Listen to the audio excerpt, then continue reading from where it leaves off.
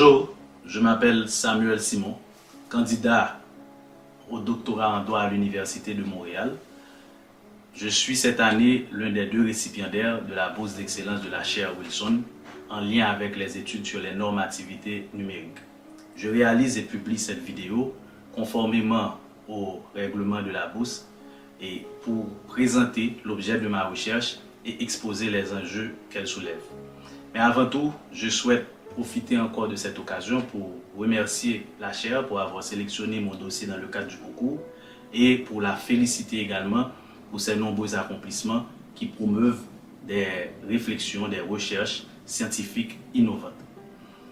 Dans le cadre de mes recherches que je mène actuellement sous la supervision éclairée de la professeure Myriam Cohen, j'interroge la pertinence et la capacité du cadre juridique international contemporain à répondre efficacement aux enjeux de compensation des entreprises victimes de cyberattaques en contexte de conflits armés internationaux. Cette préoccupation intellectuelle, je l'ai formulée en ces termes: la réparation des entreprises victimes de cyberattaques dans les conflits armés internationaux, applicabilité aux réformes du régime juridique existant. Mes intentions de recherche partent du constat général que le monde contemporain, le monde actuel, est désormais installé dans une ère marquée par la pénétration grandissante des technologies liées au cyberespace dans un très large spectre d'activités traditionnelles. Et dans ce contexte que je qualifie de colonisation de l'espace réel par le numérique, on voit de plus en plus se systématiser un nouveau mode opératoire et stratégique dans la conflictualité interétatique. Un mode opératoire qui est marqué ou bien qui est caractérisé à la fois par la limitation de l'engagement physique dans les conflits armés internationaux et par le recours des États aux modes de combat non cinétiques comme les cyberattaques en vue d'atteindre des objectifs militaires réels. Ainsi, il s'établit une méthode de guerre inédite qui offre aux États la possibilité, la faculté de déterritorialiser leurs différends en recourant à des cyberopérations offensives et défensives, soit comme multiplicateurs de force de leurs attaques cinétiques, donc soit complémentaires à ces attaques, soit autonomes, c'est-à-dire qui interviennent de manière stratégique. Et cette méthode de guerre, la littérature, en tout cas une littérature non juridique, l'a conceptualisée à travers un ensemble de termes néologiques comme par exemple cyberguerre, guerre cybernétique, guerre numérique, cyberattaque étatique, guerre hybride, pour ne citer que ces concepts néologiques-là. Même si la cyberguerre se déroule dans un espace virtuel, elle présente cependant un potentiel victimogène réel, non seulement pour les protagonistes, mais aussi pour d'autres entités, pour d'autres acteurs extérieurs à la cyberbelligérance, surtout lorsque les attaques numériques ciblent des infrastructures critiques. Autrement dit, lorsqu'un État, pour atteindre des objectifs militaires, politiques et même parfois diplomatiques, fait une intrusion digitale sournoise dans le réseau informatique d'un autre État avec lequel il est en conflit, eh bien cette démarche-là produit très souvent des conséquences dommageables sur des personnes tierces et qui peuvent se retrouver, qui peuvent se localiser dans n'importe quel point du globe terrestre. Par exemple, pour illustrer mieux le propos, aujourd'hui, un verre informatique conçu et lancé depuis une infrastructure technologique se situant en Asie par exemple, dans le cadre de conflits mettant aux prises 2 États en Europe, peut produire des conséquences dommageables, des préjudices au système bancaire haïtien qui est dans la Caraïbe, ou tout au moins à une petite ou moyenne entreprise qui se situe au Gonaïve et dont les activités sont fortement tributaires de l'espace cybernétique. Cette situation que je viens de décrire là a été bien mise en exergue dans l'histoire récente, notamment en 2017, lors de la propagation mondiale de la cyberattaque NotPetya en plein contexte de guerre russo-ukrainienne. Une cyberattaque que des gouvernements occidentaux, dont les États-Unis, le Canada, ont attribuée à la Russie. Cette cyberattaque, NotPetya, elle a occasionné des dégâts non seulement en Ukraine, mais au-delà. Et juste pour donner une petite illustration, en Ukraine, par exemple, à cause de la cyberattaque, plusieurs services, plusieurs activités ont été paralysées. Par exemple, 2 aéroports, au moins 4 hôpitaux, plus de 22 banques, 6 entreprises de production d'énergie, des distributeurs automatiques de billets, des systèmes de paiement par carte dans les transports et dans les commerces, bien tous ont pâti de cette cyberattaque. Mais au-delà de l'Ukraine, au-delà même de l'Ukraine, la cyberattaque NotPetya a atteint en quelques heures seulement plus de 64 pays et plus de 80 compagnies à l'échelle internationale œuvrant dans des domaines différents, dans des secteurs différents.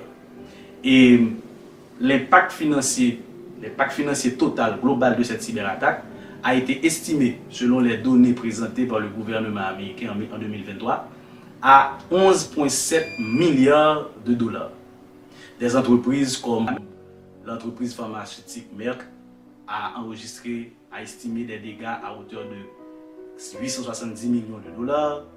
L'entreprise française Saint-Gobain à hauteur de 384 millions de dollars. La FedEx, que nous connaissons en matière de livraison, de transport, à 400 millions de dollars. L'entreprise danoise en matière de transport maritime à 300 millions de dollars, pour ne citer que ses victimes collatérales. Ces illustrations que je viens de donner révèlent 2 vérités, ou du moins 2 choses. D'abord, la nocivité financière des cyberguerres est non seulement avérée, mais aussi elle est transnationale. Ensuite, l'enjeu de la réparation des effets des cyberguerres se pose déjà aujourd'hui avec force et risque d'être posé avec encore beaucoup plus d'acuité à l'avenir lorsqu'on tient compte de la possibilité de sophistication des cyberarmes susceptibles d'augmenter également leur capacité de nuisance. Pour s'en convaincre, il suffit seulement de regarder ce qui se passe avec le développement de l'intelligence artificielle. Alors la question qui se pose, c'est comment réparer?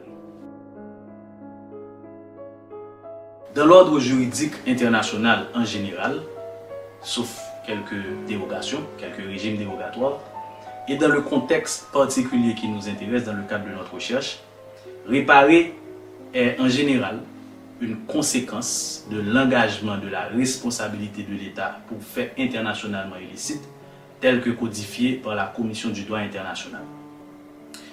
En d'autres termes, ici, réparer voudrait dire le respect d'un préalable inévitable qui est le fait de responsabiliser.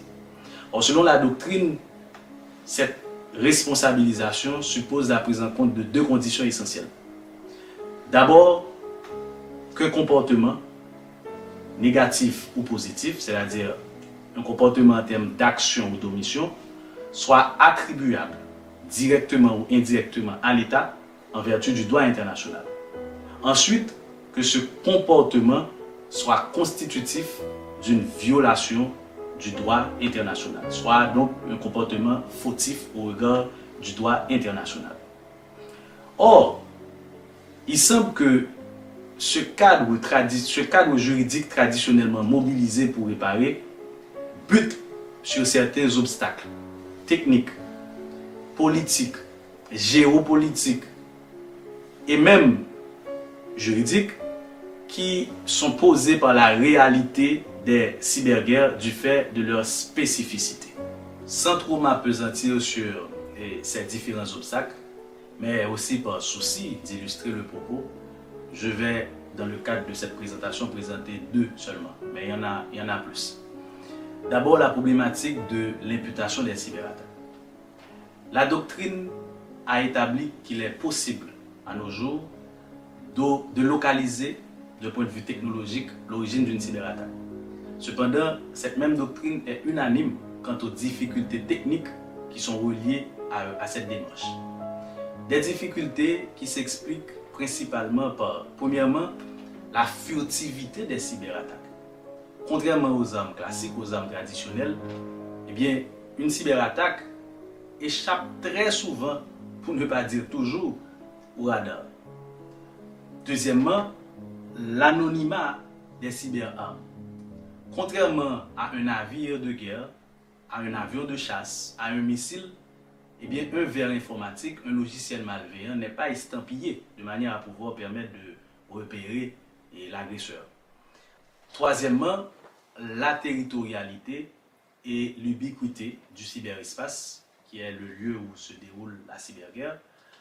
Et en réalité, les cyberguerres sont menées, ou bien sont généralement menées par des cybercombattants qui peuvent être des civils ou des groupes de civils non enrôlés dans une structure officielle de commandement, ce qui peut rendre difficile l'association de leurs actes à un État particulier, à une entité étatique bien déterminée.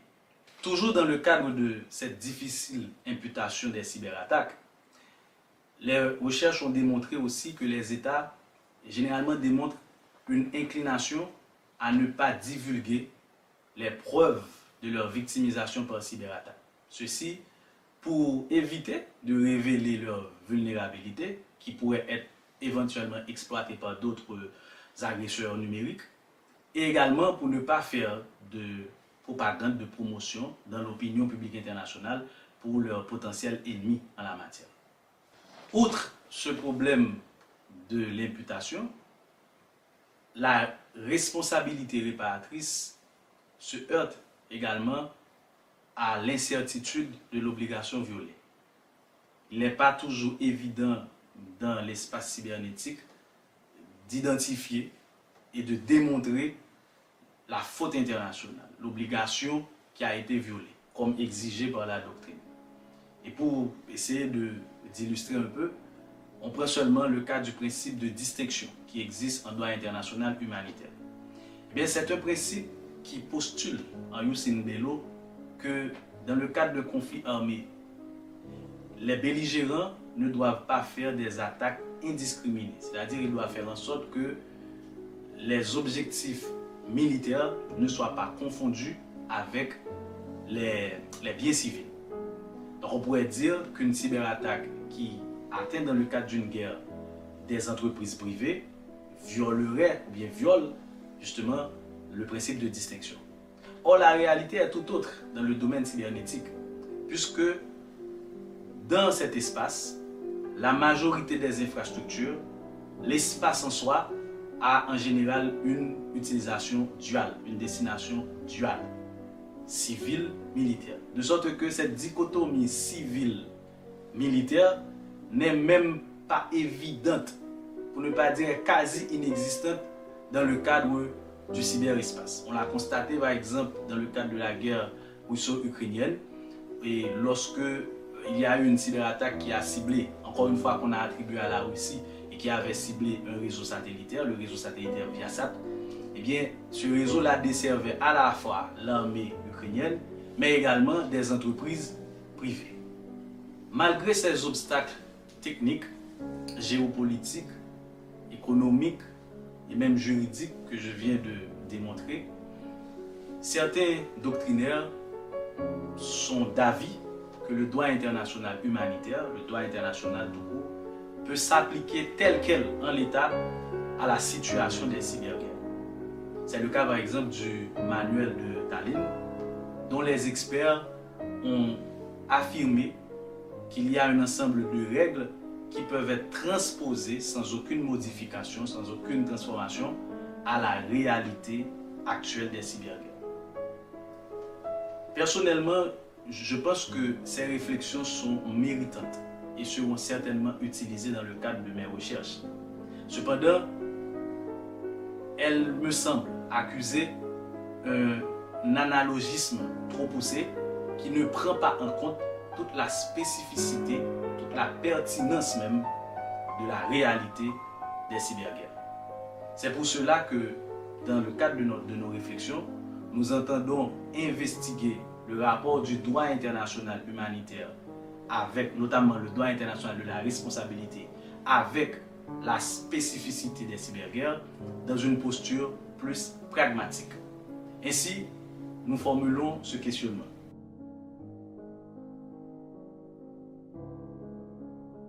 Ce questionnement est constitué d'une question principale déclinée en deux questions secondaires. Ma question principale est la suivante. Dans quelle mesure le régime juridique classique applicable aux conflits armés internationaux peut-il permettre la réparation efficace des préjudices, particulièrement financiers, subis par les entreprises privées du fait des cyberguerres eu égard aux réalités de ces dernières? Et mes deux questions secondaires.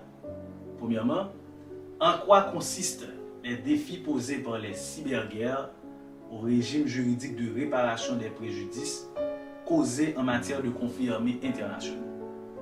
Deuxièmement, comment aménager de manière spécifique le régime réparatoire des actes de guerre en vue de l'adapter aux réalités des guerres cybernétiques et de rendre ainsi possible la réparation des entreprises victimes de ces dernières.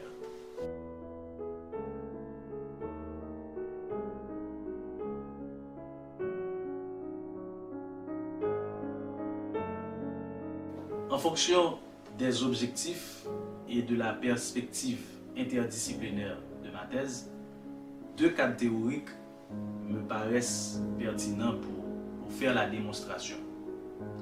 D'abord, la théorie de la responsabilité internationale de l'État, ancrée dans le positivisme juridique, qui me permettra d'analyser le régime juridique actuel et, le cas échéant, de révéler ses difficultés d'application à la spécificité, aux particularités des cyberguerres. D'autre part, la théorie des biens publics mondiaux et des externalités, qui elle-même est plus ancrée dans l'analyse économique du droit, qui va me permettre de proposer les aménagements efficaces, les aménagements idoines à faire en vue d'adapter la spécificité des cyberguerres à l'objectif réparatoire des victimes, des entreprises victimes. Je compte spécifiquement convoquer cette deuxième théorie, la théorie des biens publics mondiaux et des externalités, en vue d'essayer de concevoir, bien de proposer un entendement novateur, un entendement nouveau du cyberespace comme bien public mondial, à l'instar des autres biens publics mondiaux, dans lequel se déroulent certaines activités qui produisent des effets négatifs pour des acteurs tiers. Par exemple, je considérerais l'État comme étant un acteur qui exploite ce bien public mondial à des fins militaires, et cette exploitation, cet usage militaire du cyberespace conduit à des situations de victimisation des entreprises qui sont des agents extérieurs sans compensation. C'est ce qu'on appelle des externalités négatives.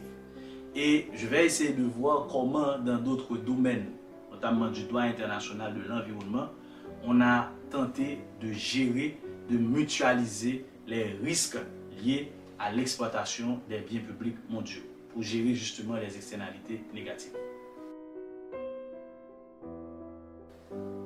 Dans un premier temps, je compte utiliser la méthode du repérage systématique des sources propre au paradigme qu'elle signait, en vue d'analyser et de faire l'exégèse des instruments juridiques internationaux, des choses judiciaires, des décisions de justice, des rapports des comités, des rapports d'experts, etc. Tout cela dans l'objectif de démontrer en quoi le régime actuel est suranné par rapport à cette nouvelle réalité qui est posée par la cyberguerre, notamment en ce qui concerne le volet de réparation des entreprises privées.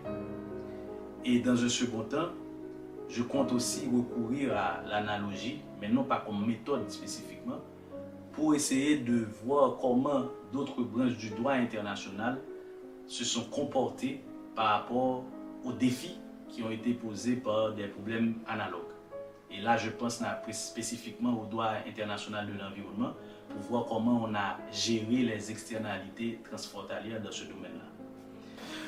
Par ailleurs, je projette aussi de faire l'étude d'un cas, un cas de cyberattaque intervenu dans le cadre d'un conflit armé international, une cyberattaque d'envergure.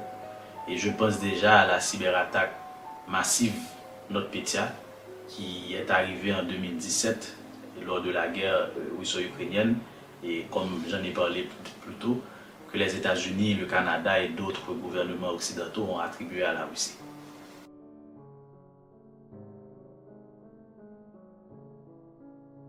Dans un monde où les conflits sont inévitables et dans un monde contemporain où ces conflits se numérisent de plus en plus, l'enjeu de la réparation des victimes qu'ils occasionnent est plus pressant que jamais.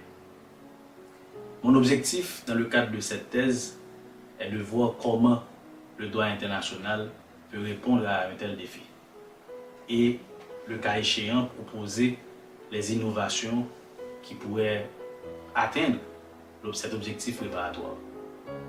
Car demain, une entreprise, une banque, un avion commercial qui transporte des passagers, un train, pourrait être la prochaine victime d'une guerre sournoise, d'une guerre qui ne dit pas son nom et qui actuellement pose des défis inédits au cadre juridique réparateur.